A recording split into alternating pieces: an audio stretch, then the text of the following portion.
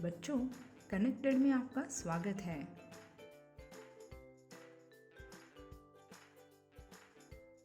बच्चों, आज गणित का पाठ 8 पढ़ने जा रहे हैं, जिसका नाम है राशियों की तुलना। इस पाठ में हम 1.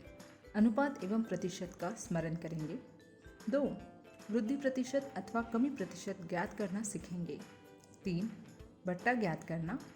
4. खरीद और बिक्री से संबंधित मूल्य। 5. बिक्री कर और माल और सेवा कर चक्रवृद्धि ब्याज। 6. चक्रवृद्धि ब्याज के लिए सूत्र। 7. दर का वार्षिक एवं अर्धवार्षिक संयोजन। और 8. चक्रवृद्धि ब्याज पे सूत्र का अनुप्रयोग। यह सीखेंगे। बच्चों, तो सबसे पहले हम अनुपात और प्रतिशत का स्मरण करेंगे। अनुपात का अर्थ दो मात्राओं की तुलना करना होता है। चलिए एक उदाहरण देखते हैं। मान लीजिए हमारे पास एक टोकरी है, उसमें 20 सेब और 5 संतरे हैं। तो संतरे की संख्या का सेब की संख्या से अनुपात 5:20 है। और अब हम इसको 5 विभाजित 20 बराबर 1 विभाजित 4 लिख सकते हैं। इसका मतलब है कि 4 की तुलना में 1 है। अगर हम इसका प्रतिशत निकालें तो 5 विभाजित 25 गुना 100 बराबर 20%। इसका मतलब है कि 100% में से 20% संतरे हैं और 80% सेब हैं। चलिए एक और उदाहरण देखते हैं। उदाहरण 1। किसी विद्यालय में कक्षा टप्प के लिए पिकनिक की योजना बनाई जा रही है। विद्यार्थियों की कुल संख्या का 60% लड़कियां हैं और इनकी संख्या 18 है। पिकनिक का स्थान विद्यालय से 55 किलोमीटर दूर है और परिवहन कंपनी 12 रुपये प्रति किलोमीटर की दर से किराया लेती है। अल्पाहार जलपान का कुल खर्च 4,280 रुपये होगा। क्या आप बता सकते हैं? 1. कक्षा में लड़कियों की संख्या का लड़कों की संख्या से अनुपात। 2. यदि 2 अध्यापक भी कक्षा के साथ पिकनिक पर जा रहे हैं तो प्रति व्यक्ति खर्च। 3. यदि उनका पहला स्टॉप विद्यालय से 22 किलोमीटर की दूरी पर है तो वह कुल 55 किलोमीटर की दूरी का कितने प्रतिशत है और कितने प्रतिशत दूरी तय करना शेष है।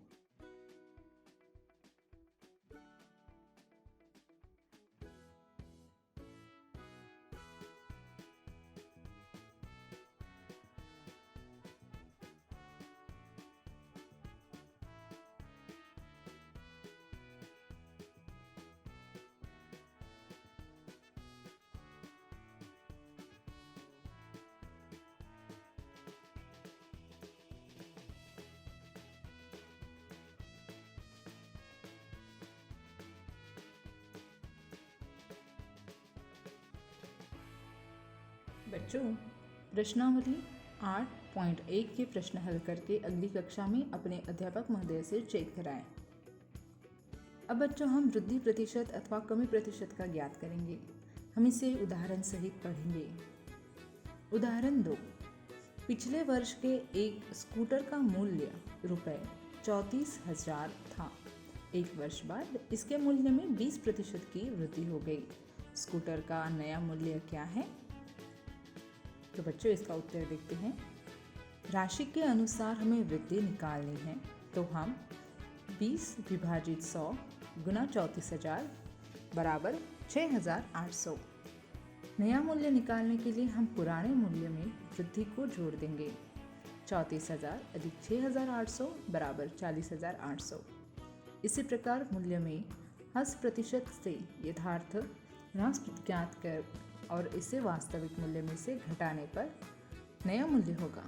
मान लीजिए बिक्री में वृद्धि करने के लिए स्कूटर का मूल्य 5% घटा दिया गया। तब आइए स्कूटर का मूल्य ज्ञात करते हैं। स्कूटर का मूल्य है अभी 34,000 रुपये। मूल्य की कमी है 34,000 का 5%। तो 34,000 गुना 5 विभाजित 100 बराबर 340 गुना 5 बराबर 1,700 रुपये। तो मूल्य की कमी होगी 34,000 ऋण 1,700 बराबर 32,300। अब हम बट्टा ज्ञात करेंगे। किसी वस्तु के अंकित मूल्य में दी जाने वाली छूट को बट्टा कहते हैं। यह सामान्यतः ग्राहकों की खरीदारी के लिए आकर्षित करने के लिए अथवा सामान की बिक्री में वृद्धि करने के लिए दिया जाता है। आप अंकित मूल्य में से विक्रय मूल्य को घटाकर बट्टा ज्ञात कर सकते हैं। इसलिए बट्टा बराबर अंकित मूल्य माइनस विक्रय मूल्य। इसको समझने के लिए भी हम एक उदाहरण लेंगे।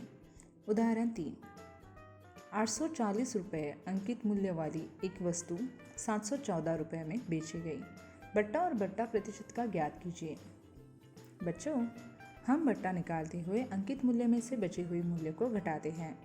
840 माइनस 714 बराबर 126। 126 रुपये हमारा बट्टा है। और बट्टा प्रतिशत निकालने के लिए हम 126 विभाजित 840 गुना 100 बराबर 15%। 15% हमारे बट्टा प्रतिशत है। चलिए बच्चों, अब हम प्रतिशत का आकलन के बारे में जानें। एक दुकान पर आपका बिल रुपये 577.80 है और दुकानदार 15% बट्टा भी प्रदान करता है। आप भुगतान की जाने वाली राशि का आकलन कैसे करेंगे? 1. बिल को 577.8 रुपये की निकटतम दहाई में पूर्णांकित कीजिए, अर्थात 580 रुपये। इसका 10% ज्ञात कीजिए, अर्थात 10 विभाजित 100 गुना 580 रुपये बराबर 98 रुपये। सॉरी बच्चों, 58 रुपये। 3. इसका आधा लीजिए, अर्थात 1 विभाजित 2 गुना 58 बराबर 29। 1, 2 और 3 की राशियों को जोड़िए। जोड़ने पर रुपये 87 प्राप्त होते हैं। इसलिए आप अपने बिल की राशि को 87 रुपये अथवा 85 रुपये कम कर सकते हैं। इस प्रकार बिल की राशि का सन्निकट मान रुपये 495 होगा। 1. इसी बिल राशि का 20% बट्टे से आकलन करने का प्रयास कीजिए। 2. 375 रुपये का 15% ज्ञात करने का प्रयास कीजिए। बच्चों, अब हम बिक्री और खरीद से संबंधित मूल्य के बारे में पढ़ेंगे। अगर विक्रय मूल्य क्रय मूल्य से ज़्यादा होता है तो हमें लाभ होता है और हम लाभ प्रतिशत निकालते हैं। मगर अगर क्रय मूल्य विक्रय मूल्य से ज़्यादा होता है तो हमें हानि होती है और हम हानि प्रतिशत निकालते हैं। हम इसको भी एक उदाहरण से ही समझेंगे। उदाहरण 5, सोहन ने एक पुराना रेफ्रिजरेटर 2500 रुपये में खरीदा। उसने 500 रुपये उसकी मरम्मत पर खर्च किए और 3300 रुपये में बेच दिया। उसका लाभ अथवा हानि प्रतिशत ज्ञात कीजिए। उत्तर: क्रय मूल्य 2500 अधिक 500 बराबर 3000। क्रय मूल्य ज्ञात करने के लिए ऊपरी खर्चे जोड़े जाते हैं। विक्रय मूल्य 3300 रुपये। जैसा कि विक्रय मूल्य क्रय मूल्य से ज़्यादा है, उसे हम 3300 से माइनस करेंगे 3000 बराबर 300 का लाभ हुआ। इसी प्रकार 3000 पर उसे 300 रुपये का लाभ हुआ। 100 रुपये पर उसे कितना लाभ होगा? लाभ बराबर 300 विभाजित 3000 गुना 100 बराबर 10%। उदाहरण 6, दुकानदार ने 200 बल्ब 10 रुपये प्रति के दर पर खरीदे। उसमें से 5 बल्ब खराब थी और उन्हें फेंकना पड़ा। बचे हुए बल्बों को 12 रुपये प्रति दर से बेचना पड़ा। लाभ और हानि बताइए और साथ ही साथ प्रतिशत भी निकालिए। उत्तर: 200 बल्ब का क्रय मूल्य 200 गुना 10 बराबर 2000 रुपये। जो 5 बल्ब खराब निकले उसका 200 माइनस 5 बराबर 195। इन 195 बल्ब को हमने 12 रुपये प्रति दर पर बेचा, तो 195 गुना 12 बराबर 2340। जहाँ विक्रय मूल्य क्रय मूल्य से ज़्यादा है और इसलिए लाभ हुआ है, और लाभ निकालने के लिए हम विक्रय मूल्य में से क्रय मूल्य को हटा देते हैं, तो 2340 माइनस 2000 बराबर 340। हमें यहाँ 340 रुपये का लाभ हुआ है। हम इसकी लाभ प्रतिशत निकालते हैं। 340 विभाजित 2000 गुना 100 बराबर 17%। किसी वस्तु की बिक्री पर बिक्री कर सेल्स टैक्स या फिर एसटी सरकार द्वारा वसूला जाता है। यह दुकानदार द्वारा ग्राहक से लिया जाता है और सरकार को दिया जाता है, इसलिए यह हमेशा वस्तु के विक्रय मूल्य पर लगता है और बिल की राशि में जोड़ दिया जाता है। एक अन्य प्रकार का कर है जो वस्तु के मूल्य में वैल्यू एडेड टैक्स या वैट के नाम से जुड़ता है। 1 जुलाई 2017 से भारत सरकार ने जीएसटी लागू किया है, जो माल और सेवा कर का संक्षिप्त रूप है। यह कर माल के आपूर्ति या सेवा या दोनों पर लगाया जाता है। उदाहरण 8, बिक्री कर ज्ञात करना। किसी दुकान पर एक जोड़ी रोलर स्टेक्स यानी पहियों पर घूमने वाला जूता का मूल्य 450 रुपये था। वसूले गए बिक्री कर की दर 5% थी। बिल की देय राशि ज्ञात कीजिए। तो बच्चों, 100 पर भुगतान किया गया 5 रुपये था, जो कि कर था। 450 रुपये पर भुगतान किए जाने वाला कर होगा 5 विभाजित 100 यानी गुना 450 बराबर 22.5। तो बिल की देय राशि हुई क्रय मूल्य अधिक बिक्री कर बराबर 450 अधिक 22.5 बराबर 472.5। उदाहरण 9, वैट। वहीदा ने एक कूलर 10% कर सहित रुपये 3,300 में खरीदा। वैट के जुड़ने से पहले का कूलर का मूल्य ज्ञात कीजिए। उत्तर, मूल्य में वैट भी शामिल है। अंततः 10% वैट का अर्थ है कि यदि वैट रहित मूल्य 100 रुपये होगा तो वैट सहित मूल्य रुपये 110। अब यदि वैट सहित मूल्य 110 रुपये है तो वास्तविक मूल्य होगा 100 रुपये। अंततः जब कर सहित मूल्य 3,300 रुपये है तो वास्तविक मूल्य होगा 100 विभाजित 110 गुना 3,300 यानी कि 3,000 रुपये। उदाहरण 10, सलीम एक वस्तु की खरीदी करता है जो कि 784 रुपये, जिससे 12% जीएसटी है। बिना जीएसटी के वस्तु की कीमत क्या होगी बताइए। मान लीजिए वस्तु का मूल्य बिना जीएसटी 100 रुपये था। अगर उस पर जीएसटी लगाए तो 100 अधिक 12 112 हो जाता है। और अगर हम इसकी सही बस मूल्य निकालें तो 100 विभाजित 112 गुना 784 बराबर 700। वस्तु की उचित मूल्य है 700 रुपये। शायद आपको इस प्रकार के कथन मिले होंगे। बैंक में एफडी पर 1 वर्ष का ब्याज 9% वार्षिक की दर से, या बचत खाते पर ब्याज की दर 5% वार्षिक। बैंक अथवा डाकघर जैसी संस्थाओं के पास जमा किए धन पर इन संस्थाओं द्वारा भुगतान किया जाता है। अतिरिक्त धन ब्याज कहलाता है। जब व्यक्ति धन उधार लेते हैं तो उनके द्वारा भी ब्याज का भुगतान लिया जाता है। हम साधारण ब्याज का परिकलन करना पहले से ही जानते हैं। उदाहरण 10, रुपये 10,000 की राशि 15% वार्षिक ब्याज पर 2 वर्ष के लिए उधार ली जाती है। इस राशि पर साधारण ब्याज और 2 वर्ष के अंत में भुगतान की जाने वाली राशि ज्ञात कीजिए। उत्तर, 100 रुपये पर 1 वर्ष के लिए देय ब्याज होगा 15 रुपये। तो इसीलिए 10,000 का 1 वर्ष का ब्याज 15 विभाजित 100 गुना 10,000 बराबर 1,500। 2 वर्ष का ब्याज 1,500 गुना 2 बराबर 3,000। 2 वर्ष के अंत में भुगतान की जाने वाली राशि बराबर मूलधन अधिक ब्याज यानी कि 10,000 अधिक 3,000 यानी कि 13,000 रुपये। सामान्यतः लिया जाने वाला अथवा भुगतान किए जाने वाला ब्याज कभी साधारण नहीं होता। ब्याज का परिकलन पिछले वर्ष की राशि पर किया जाता है। इसे ब्याज का संयोजन अथवा चक्रवृद्धि ब्याज कहा जाता है। चक्रवृद्धि ब्याज का परिकलन 8% ब्याज की दर से हिना 2 वर्ष के लिए 20,000 रुपये उधार लेती है, जबकि ब्याज वार्षिक संयोजित होता है। 2 वर्ष के अंत में चक्रवृद्धि ब्याज एवं उसके द्वारा भुगतान की जाने वाली राशि ज्ञात कीजिए। असलम ने अध्यापक से पूछा कि क्या इसका अर्थ यह है कि उन्हें प्रत्येक वर्ष का ब्याज अलग अलग ज्ञात करना चाहिए। तो अध्यापक ने कहा हाँ, और उसने निम्नलिखित चरणों का उपयोग करने के लिए सुझाव दिया। 1 वर्ष का साधारण ब्याज ज्ञात कीजिए। मान लीजिए प्रथम वर्ष का मूलधन P1 है। यहाँ P1 बराबर 20,000, SI1 बराबर 8% वार्षिक दर से प्रथम वर्ष का साधारण ब्याज होगा गुना 20,000 गुना 8 विभाजित 100 यानी कि 1,600 रुपये। 2, तत्पश्चात भुगतान की जाने वाली अथवा प्राप्त की जाने वाली राशि ज्ञात कीजिए। यह दूसरे वर्ष के लिए मूलधन बन जाता है।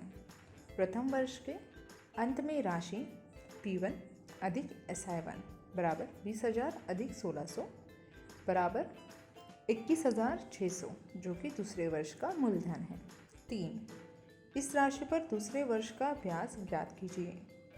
SI2 बराबर 8% वार्षिक दर से दूसरे वर्ष का साधारण ब्याज बराबर 21,600 गुना 8 विभाजित 100 बराबर 1,728। 4, दूसरे वर्ष के अंत में भुगतान की जाने वाली अथवा प्राप्त की जाने वाली राशि ज्ञात कीजिए।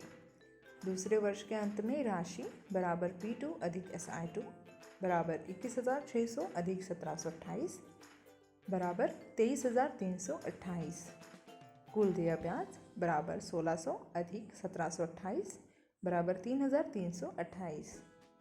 रीता ने पूछा कि क्या ब्याज की राशि साधारण ब्याज के लिए भिन्न होगी।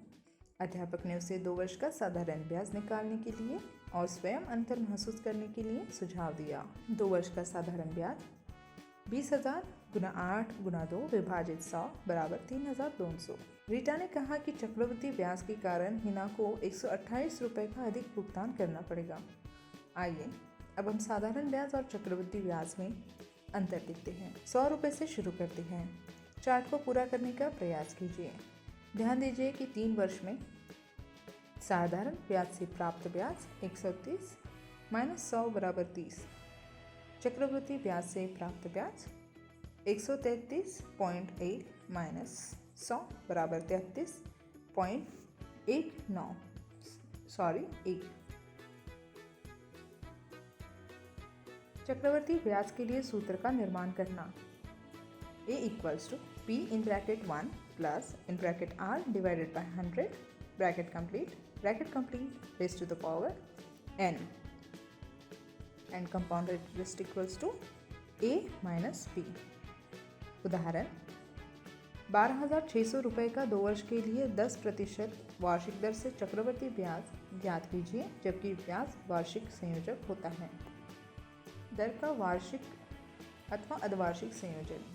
उदाहरण 10,000 की राशि का 1 वर्ष और 3 महीने के लिए 8.5% वार्षिक दर से निवेश करने पर चक्रवृद्धि ब्याज ज्ञात कीजिए जबकि ब्याज वार्षिक संयोजित होता है।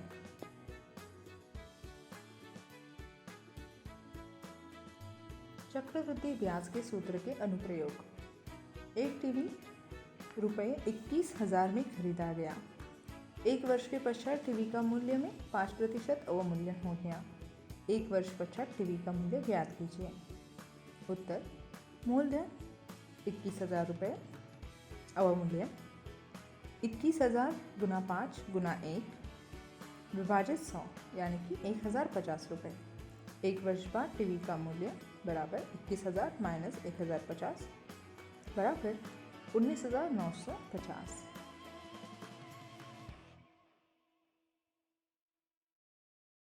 तो बच्चों यह चैप्टर यहीं पर ख़त्म होता है। अब हम उपयुक्त प्रश्नों के अतिरिक्त प्रश्न हल करेंगे जो आप अपनी पुस्तक में लिखेंगे। तो प्रश्न इस प्रकार है। 1, जब 25% छूट दी जा रही थी तो राहुल ने एक स्वेटर खरीदा और उसको 30 रुपये ज़्यादा में बेचा। तो बताइए छूट से पहले स्वेटर का मूल्य क्या था। 2, अगर एक अलमारी को 4,000 रुपये में खरीदा गया और 5,000 रुपये में बेच दिया गया तो हमें लाभ होगा या हानि। साथ ही साथ लाभ और हानि का प्रतिशत बताइए।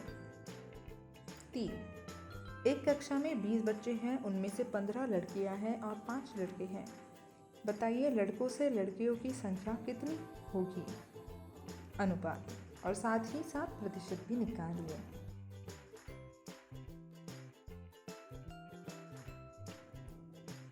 एक, वास्तविक मूल्य का 25% बराबर 30।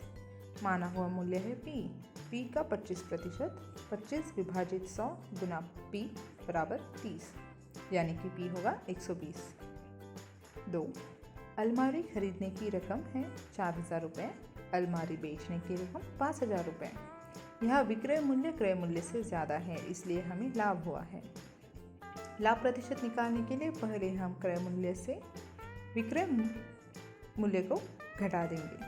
5,000 माइनस 4,000 बराबर 1,000।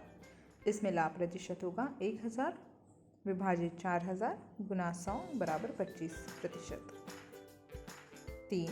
लड़कों से लड़कियों की संख्या होगी 5:15 बराबर 5 विभाजित 15 बराबर 1 विभाजित 3। इसका प्रतिशत होगा 5 विभाजित 20 गुना 100 बराबर 25%।